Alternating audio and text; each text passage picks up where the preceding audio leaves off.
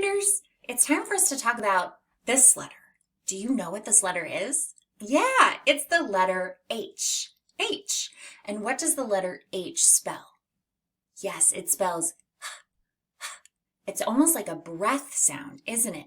It's very, very quiet when we make the sound. All right, so to sign the letter H, you're going to take your two fingers, your middle and your pointer finger, and stick it out to the side like that. Now your thumb is going to go over top of your ring and your pinky finger, and it'll look like that. The letter H spells like in the beginning of the word hat. I've seen that hat model before. At, hat. We can also hear the sound in the beginning of the word hug. Hug. Sometimes the letter H comes in the beginning of a word, such as in the word we just talked about, the word hug. Hug. Or the beginning of the word has. Has. The sound, or the H sound, is like a soft little breeze. It's gentle and pretty easy to make. To create the sound, simply relax your tongue and let the air flow freely through your mouth. There's no need to use your voice too much, just let the air out like you're breathing out.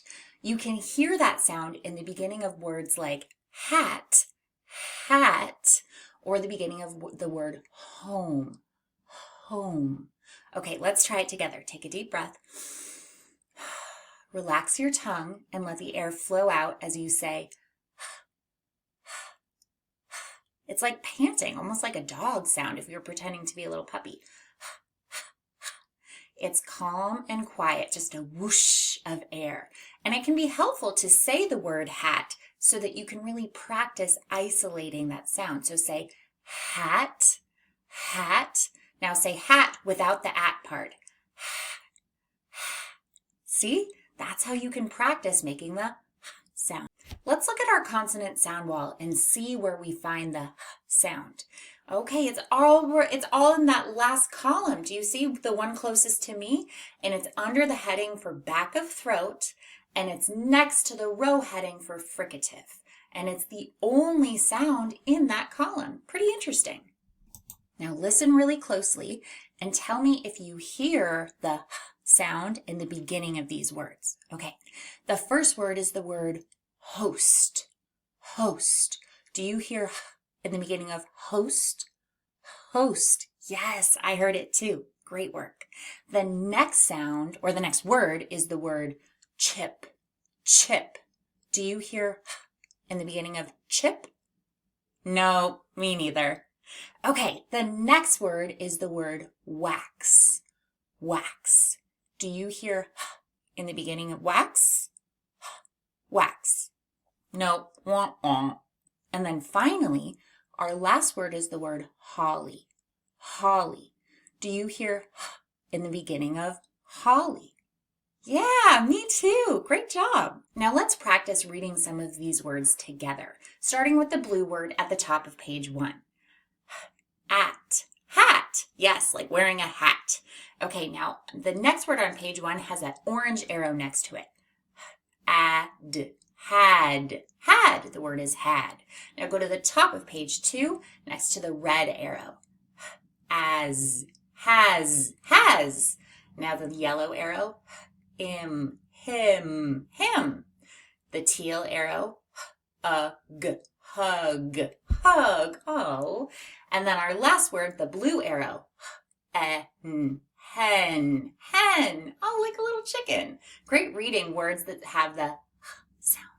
Now it's time for us to learn how to make the uppercase H. The uppercase H is a symmetrical letter, which means it's the same on both sides. If you took a line and sliced it down the middle, each of those pieces would look like a mirror image. Or you could take the letter H and fold it in half, and it would match up. So it's a symmetrical letter. All right, so let's start by doing a straight line from the top straight down to the bottom. Straight top down to the bottom. Very good. Now go back up to the top, giving a little space, and do a straight line from the top to the bottom. Whoosh. Now go to the middle and connect those two lines across. Whoosh. Very go. Very go. There you go. Let's do it again. Top down to the bottom. Whoosh. Make a little space. Top down to the bottom. Whoosh. And now connect the two. Whoosh. And that's how you make the letter H. Now, what do you think? Does the uppercase H look just like the lowercase h? Nope, not at all. They're very different, aren't they? So to make the lowercase h, you're going to do a straight line from below the top line. It's sort of like halfway between the top and the middle. You're going to do a straight line down to the bottom. Then you're going to hop to the middle and curve around, around, around, back down to the bottom. Very good. It actually looks a lot like the lowercase n, but with a much longer tail going up. All right, let's do it again. So starting halfway between the top and the middle, we're going to do a straight line down to the bottom, hop back up to the middle, curve around, curve around, curve around, straight down to the bottom. And that is the lowercase h.